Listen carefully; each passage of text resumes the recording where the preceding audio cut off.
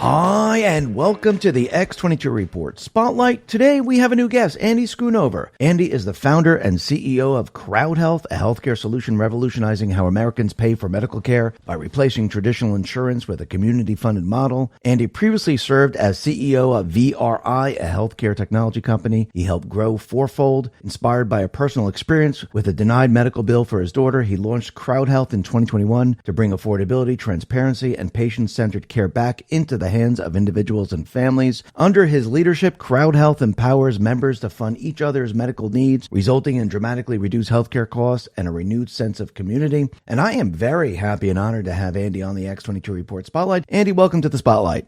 Thanks for having me. Excited to be here. Hey, thanks for being here. And I know I just mentioned a brief part of what you did to start CrowdHealth and why you decided to do that. I mean, what did you experience when your daughter was sick and you were denied the medical bill, and like, what were you thinking? Like, why did you decide, like, okay, this is it, I'm done here?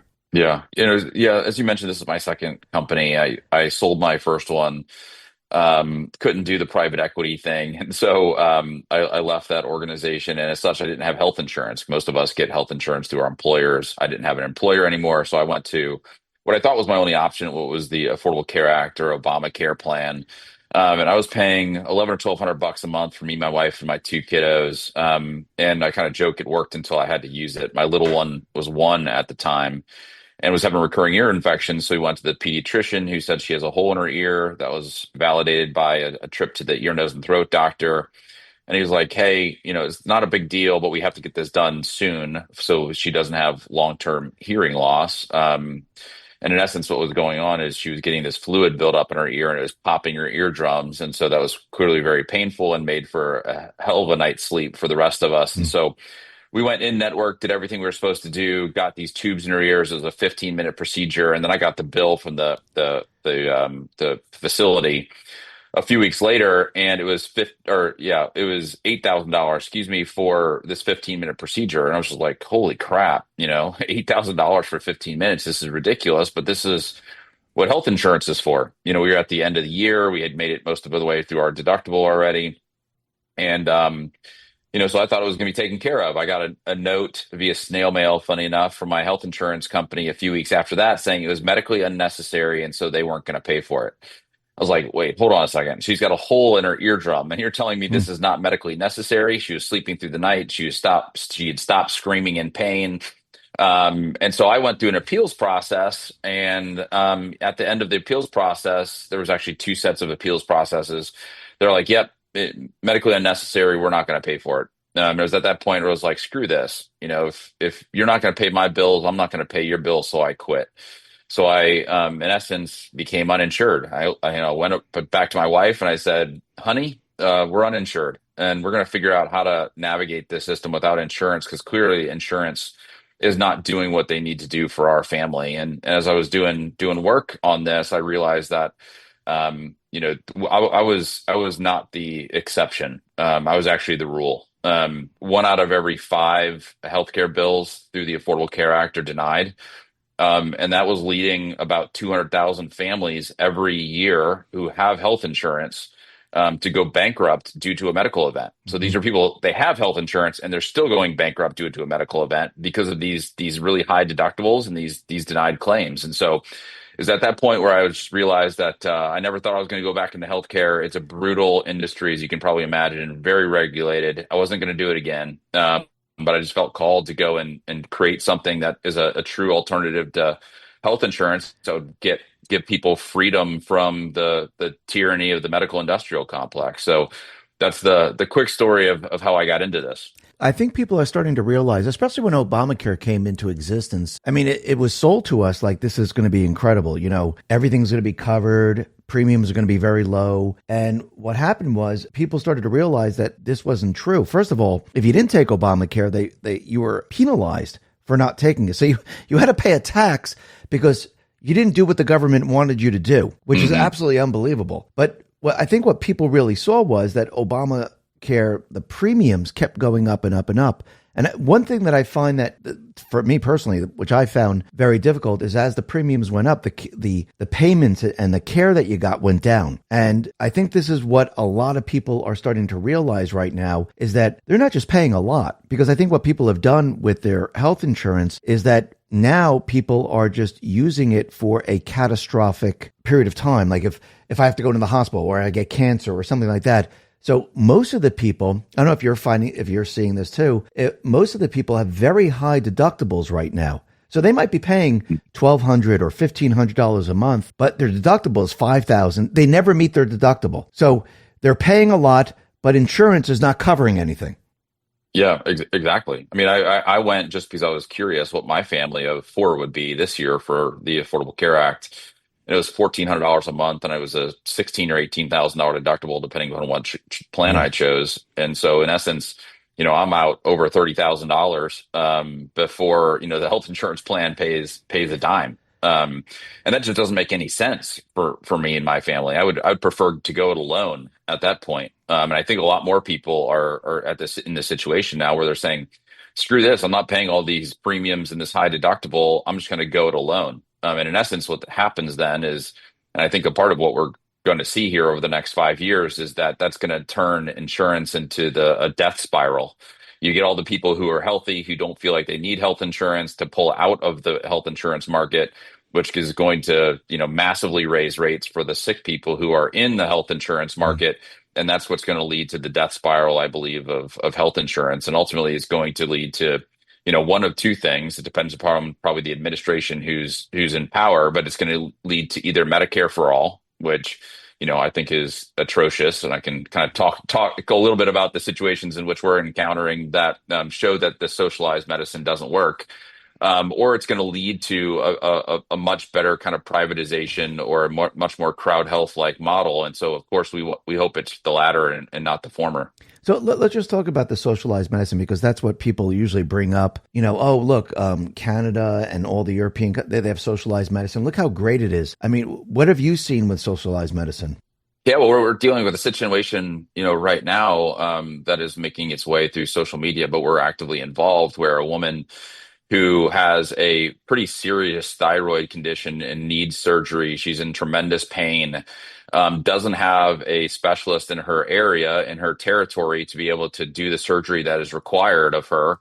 And therefore, what they call is an inter-territory specialist referral. Wow. And so, and the problem with that is that there's no specialist in her territory that can actually refer her to another territory so that she can actually go get this surgery. And so she's stuck.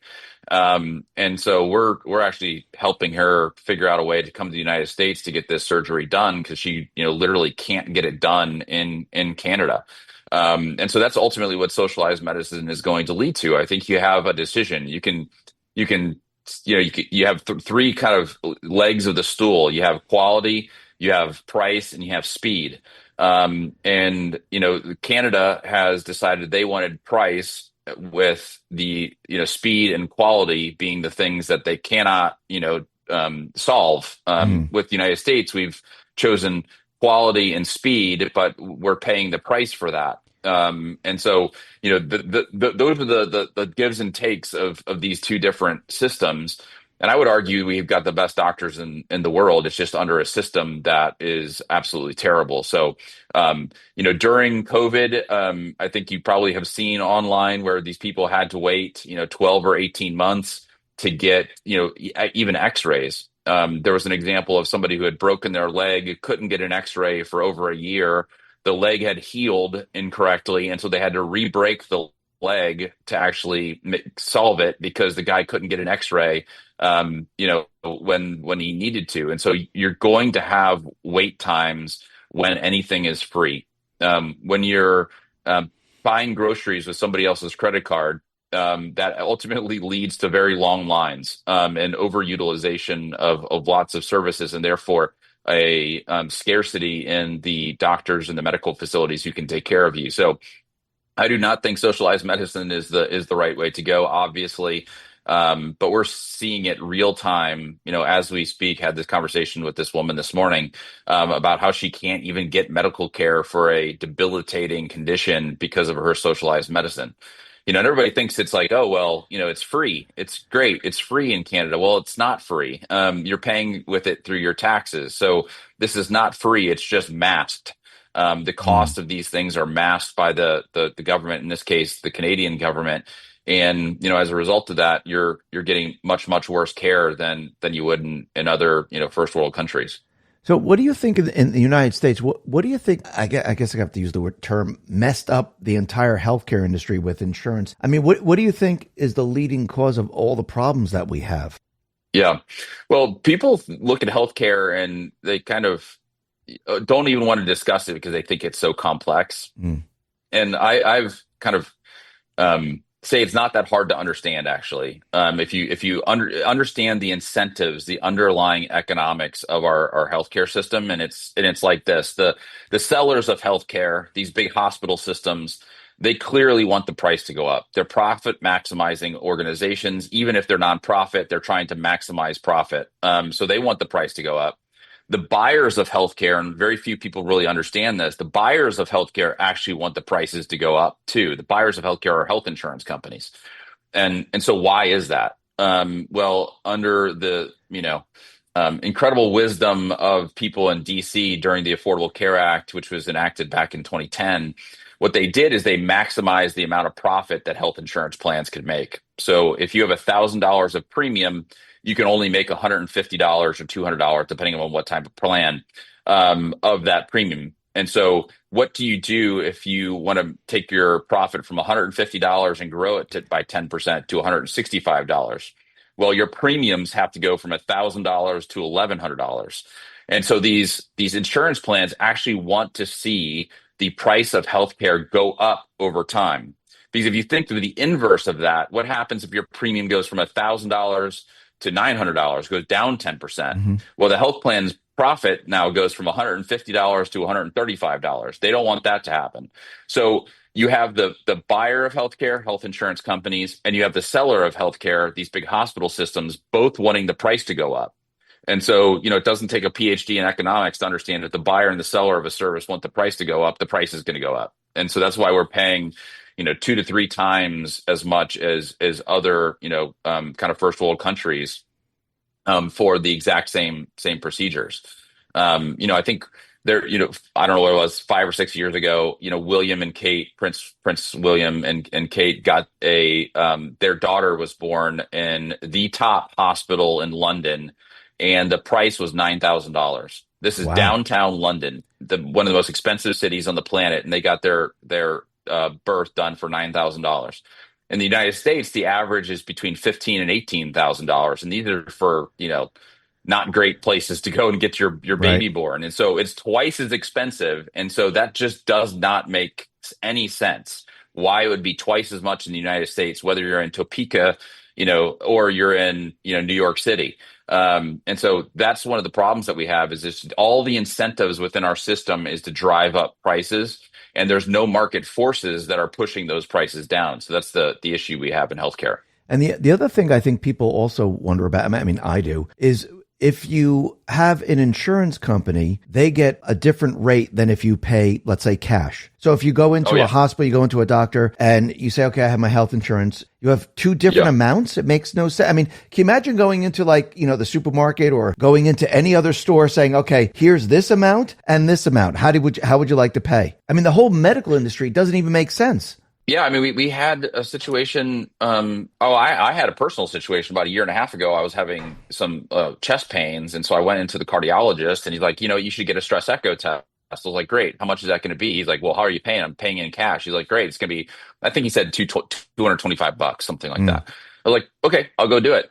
And I put this story on X, and somebody reached out to me and is like, I got that exact same test through health insurance, and I paid $5,000 for it. Wow. So the difference in that situation, same test, 5,000 with insurance, $225 for with cash pay. And so that is an egregious example, but we're seeing this we've processed 30,000 bills through CrowdHealth, and we're seeing this on every single bill that if you pay in cash, you are going to get a significantly lower price than through insurance. And so then the question is why? Why is this happening? Well, there was a study that came out, I think 9 months ago, maybe it was a year ago, that doctors are spending almost 2 days a week fighting with health insurance plans, doing the administrative work of just to get paid. So, imagine you're at your job and you have to fight your employer 2 days a week just to get paid. Well, if they're fighting the insurance plans, what are they not doing? They're not able to see patients. They're not able to generate revenue. And so if you go and you pay cash, which is just a credit with a credit card, you're getting paid right away. They have none of that administrative bureaucratic overhead. And they don't have to wait to get their payments for 3 or 6 months. And so they love the fact that you're coming in and paying them directly, and so they don't have to go through the hassle of health insurance. And as a result of that, they're willing to give you much, much better rates. And we're seeing this over and over and over again.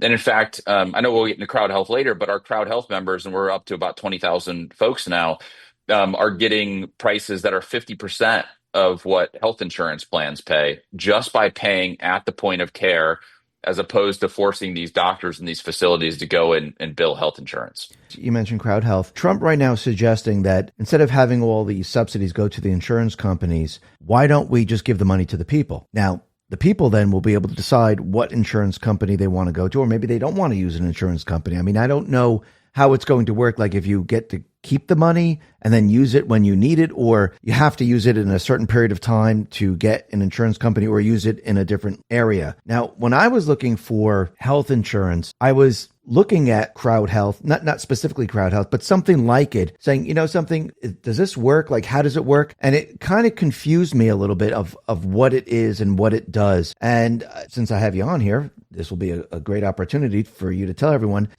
how it works. So let's say Trump, gets the money and it's not given to the insurance company, and everyone's going to receive, I don't know how much, it doesn't really matter, but they're going to receive money, and they say, okay, should I go with a health insurance company? Because if I go there, then I have to stay in the network. I have deductibles. I have all this stuff. Or should I use something else or just keep the money? So let's say people decide, you know what, I would like to look into CrowdHealth. I would like to see how this works. So how does it work?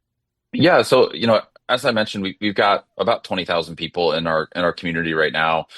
And, ultimately what we're trying to do is create a platform that enables people to pay directly and therefore get those direct pay rates for both small and very large bills. And so we've set up this peer-to-peer funding process where if I have a large health event, let's just say I go to the ER and it's $20,000, I will get those bills, a month or 2 months after I get out of the ER. I get those bills, I upload them to CrowdHealth. We then have a negotiations team who will negotiate directly with the hospital on your behalf.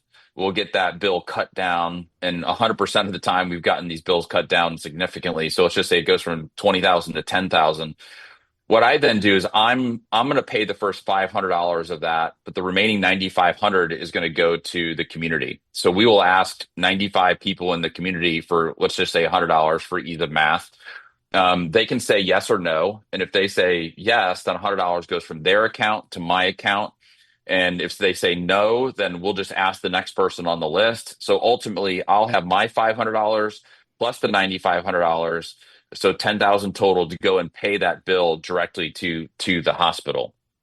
Then the question is like, well, why would somebody give to Andy? You don't know me. I went to the ER for something that was pretty, not a heart tugger. And so this is not like your GoFundMe type of experience. Mm-hmm. They give to me knowing that when they have a medical event and they submit those bills to the community, what we do is we tell them whether or not that person gave to others when asked.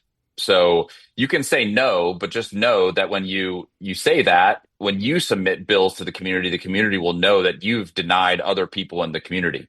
And so we've got this kind of accountability or reciprocity that drives this. And again, we've done this for almost 30,000 bills over the last, 4.5 years, and it's worked, beautifully. And so that's ultimately how we work. Instead of having to go through a health insurance plan, you've got this group of people who have said, "Hey, I'll help if something comes up." And we've done this for lots of bills, and they're everything from pediatric visits that we've had dozens of cancer cases. We've got preemie twins right now that are about to go into the NICU, and so we've had a lot of very very large bills that have gotten paid through this. But you're getting the direct pay rate as opposed to the insurance rate, and that is the main differentiator between CrowdHealth and your health insurance company. We're enabling you to pay directly and therefore get the absolute best price. And as a result of that, it's way less than your health insurance. Mentioned earlier, I went to the Affordable Care Act. It was $1,400 plus a 16 or 18,000 deductible. CrowdHealth, my family is paying, $600 a month, and I'm just paying the first $500 of any health event. So, we're saving, $10,000 a year by going with CrowdHealth versus your typical health insurance. So, in a, quick 2 minutes, that's how it works. But I'm happy to kind of fill in any of the mechanics if I left some things out there. So what happens if there's like a catastrophic thing that you have cancer and there's a lot of treatments? For the younger people, no, they don't think that way. For older people, they're like, okay, what happens if, I have a problem with my liver or a kidney problem or I have cancer or, I fall and I need, to be, I guess, rehabilitated. And how do you handle that?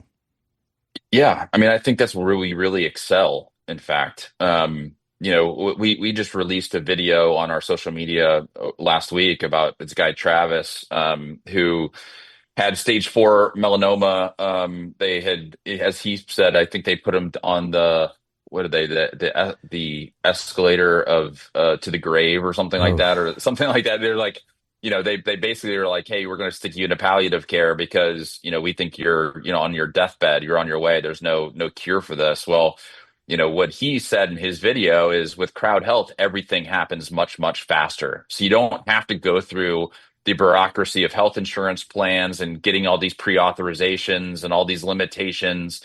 What he was saying is my doctors can actually treat me the way he was trained as opposed to the way the health insurance plan wanted to treat me. And as a result of that, he is, fortunately cancer free. And so, these were $100,000 treatments. He had to get them every, I think it was like 2 or 3 weeks. We were able to negotiate those treatments down and get them paid by the community. And so that's one of the really bad cases. We've had colon cancers and breast cancers. We had a woman with non-Hodgkin's lymphoma where her medication for that condition was $40,000 a month. We negotiated direct with the pharmaceutical company. We ripped out the PBM, all the middlemen in those transactions, and got it for $2,500 a month.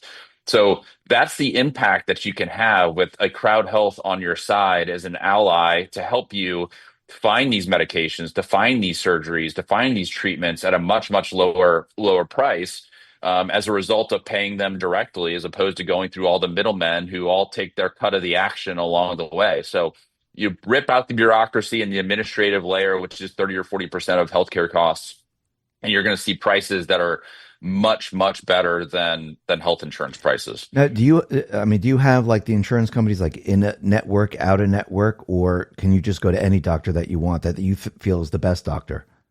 Yeah, no, we don't have any networks. So you can go to whatever doctor that you want. All we ask is if you go and get one of these really big procedures, you let us find a high quality doc at a fair price. Or if you really love your doc, let us negotiate with your doctor before you go in. So we can help with that. We don't ask you to negotiate or find docs or anything like that. You can allow us to do it. And the cool part of this too is, when you join CrowdHealth, you actually have an individual person, a care advocate that's assigned to you. So it's your personal care advocate. You can text, you can call, you can email, and anytime you have something big, you just reach out to them and say, help me navigate this complex healthcare system.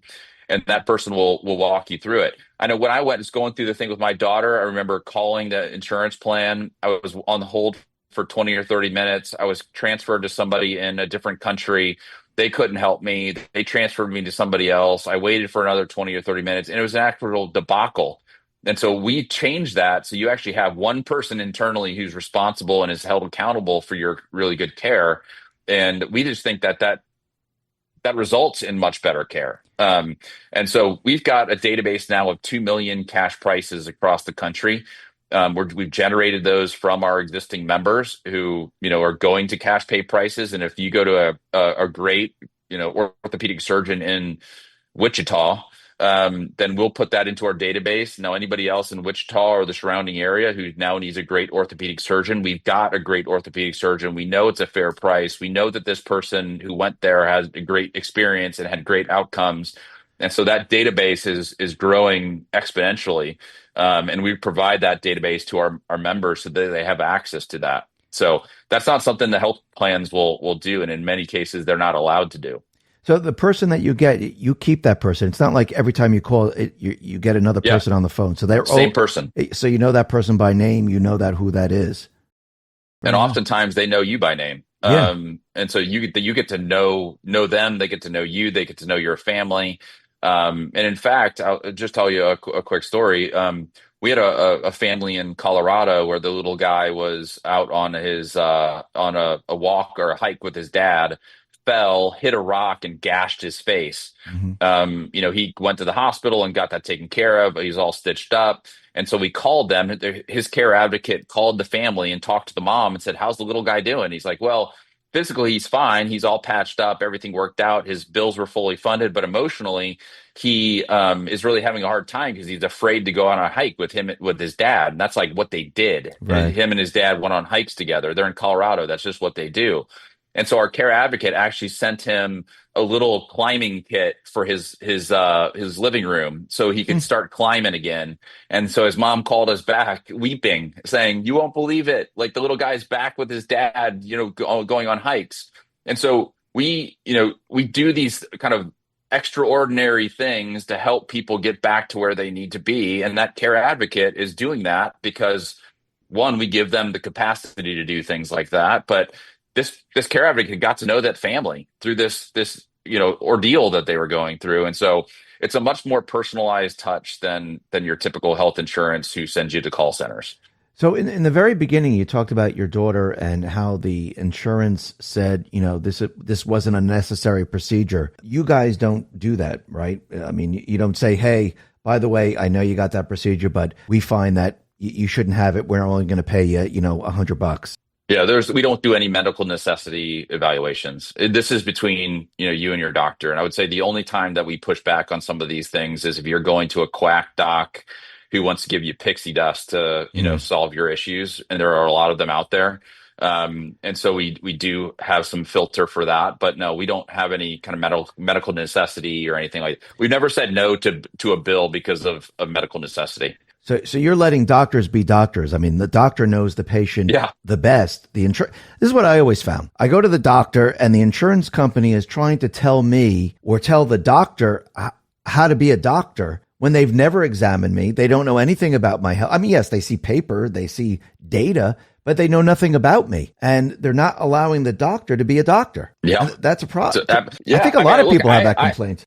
For sure. And you know what I say is you work for whoever pays you. And ultimately the doctor is getting paid by the insurance company. So they work for the insurance company. They don't work for you. Right. And so what we enable people to do is get rid of the insurance company and the government and your employer and all those intermediaries between you and your doctor. And it's like, now, doc, I'm paying you.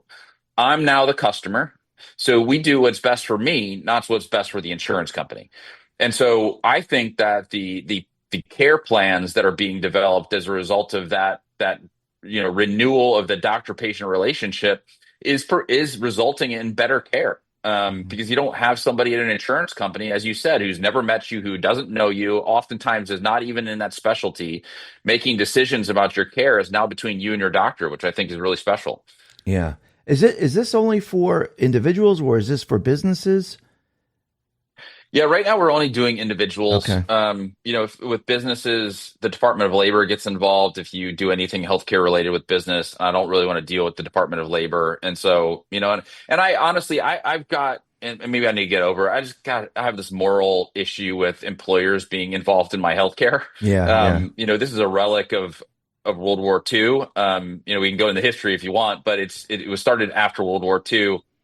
and has been codified over the last 30 years that the employers are now the primary source of your healthcare. I just think that's wrong. In reality, what Trump should do is he should bifurcate employers and health insurance. Excuse me. Let the employers pay their people more because they're Hmm. no longer having to pay for health insurance. Let those people then go to the market or go to CrowdHealth or go to wherever they want, use those dollars in the way they want to use those dollars as as opposed to the employers forcing it down your throat. Because when you're with your employer, you have one option. It's the option that the employer has chosen for you. And there may be a couple options within that, health plan, but you're pretty much given one choice, and you have to take it. Whereas I want as many choices as I want what's right for me and my family. Because in essence, when the employer does it, you're basically trying to choose for the lowest common denominator within that company. And I just don't think that's an effective or an efficient way of doing healthcare in our country. And so I think Trump should bifurcate that. Clearly, the left is not going to like that very much, but I think that's ultimately what needs to happen. I agree with that, and I think a lot of times with employers is that they include that in your salary. Like, okay, we're going to pay you, I Yeah. don't know, $50,000, but 5,000 of it is actually coming from health insurance, so you're really not getting your true salary. So I think that is a good idea, actually. It's 7 or 8,000 for an individual. I Mm, think it's 23 or 24,000 for a family. wow. And so imagine if you could just get that in your salary as opposed to your employer paying for it. And if Trump would bifurcate that and then make a similar tax, conversion on that, so that you're actually getting 100% of that, then I think that's the best way to go. Yeah, I do. And I think, once we stop giving all the money to the insurance companies, I think that's when healthcare really starts to come down because it's almost like universities. When you give them subsidies, when you give them money, it drives the prices up. I think it's the same thing with healthcare. It's time to take back that control. I think it's time to stop all this and bring things back to the way we were. Plus, we should have a menu of prices. I never Yeah. understood the health insurance, the health industry, where you go and you have no idea how much anything costs. It makes no sense. We're Well, it's the blind. only thing we buy right now that we Yeah. have no idea how much it costs. Yeah. It doesn't make I any mean, sense. the person on the street couldn't tell you probably within $1,000 what a colonoscopy costs. No. Couldn't tell you within $1,000 what a mammogram costs. And so, these are things where, as I mentioned, we've got 2 million data points now. We provide those to our members. I think in middle of 2026, we probably will provide them to the general public. And so people need to understand what their healthcare costs. I think a part of the problem is that a lot of people just don't care. We have a system now where people don't care. If you think about these deductibles, the things that are really moving the needle in healthcare are typically above the deductible. Mm, And so if you have a chronic condition, which is 80% of our healthcare spend, you're going to get above that deductible. So you don't really care what the prices are. right. If you're going to the ER, you clearly don't care what the price is because you just want to get to the ER and get your problem solved. If you have a large surgery of any kind, it's probably going to be above your deductible, and so you don't care. And so the problem with our system right now is people don't care what the prices are. And so if people cared, then more people would provide the price. Within our system, the people do care what the price is because you have this community, and we actually have a system internally that says, listen, a colonoscopy in Austin, Texas should be $1,200. And so if you want to go and pay for a $4,000 colonoscopy, then we're going to let the people in the community know that when you submit that bill to them.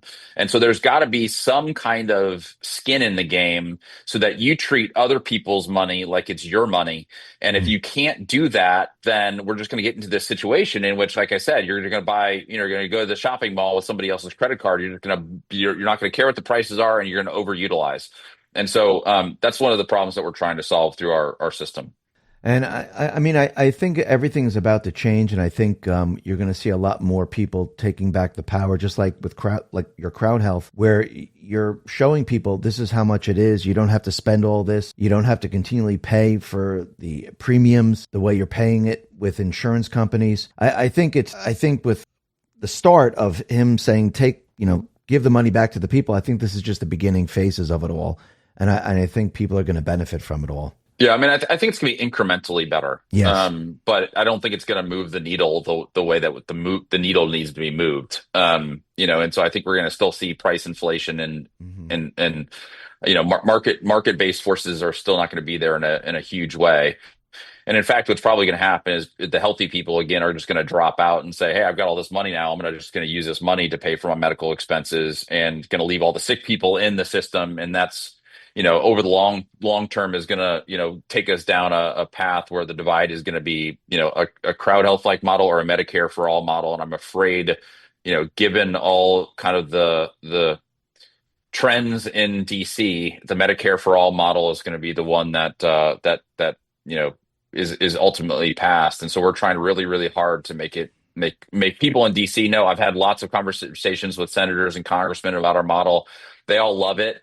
But when, push comes to shove, they're not willing to go to, their constituents and say, "Hey, more of you should be uninsured." That's just not a very popular thing to say, but in reality, more of us should be uninsured. We've got actually a t-shirt. I should have worn it today that says uninsured on the front. So we are unapologetically uninsured, because when you're uninsured, you care about the price. When you care about the price, prices fall.